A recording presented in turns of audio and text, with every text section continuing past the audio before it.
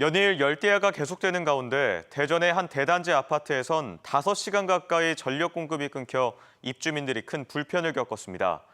특히 최근 정전 사고가 잇따르고 있는데 전력량이 부족해서가 아니라 자체 설비에 문제가 있는 경우가 많다고 합니다. 조명아 기자가 취재했습니다.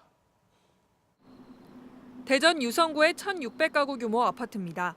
지난 7일 저녁 6시 45분쯤 절반에 해당하는 834가구에 5시간 가까이 전력 공급이 끊겼습니다.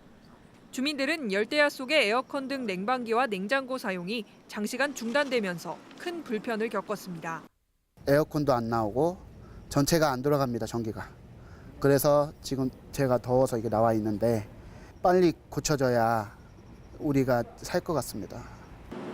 아파트 관리사무소 측은 차단기의 일종인 ACB 컨트롤러가 과부하로 녹아내리면서 전기가 차단된 것으로 보고 있습니다.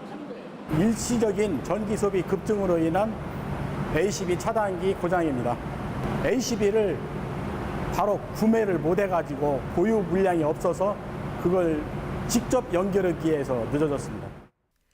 올여름 기록적인 폭염에 냉방기 사용이 늘면서 서울과 양주, 순천 등 전국적으로 크고 작은 아파트 정전이 잇따랐고 지역에서만 5건의 아파트 정전이 발생했습니다.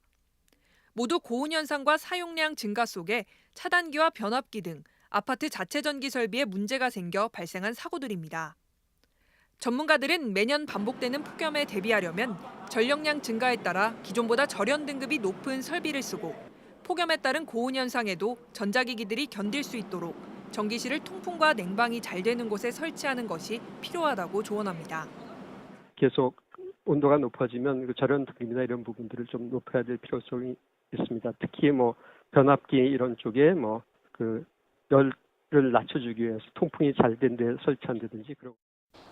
블랙아웃에 대비해 전력 수요 부족에 대한 고민 못지않게 전기 설비에 대한 점검이 중요해지고 있습니다. 한편 한국전력공사에서는 매년 15년 이상 사용한 노후 변압기 교체에 필요한 비용을 30%가량 지원하고 있습니다.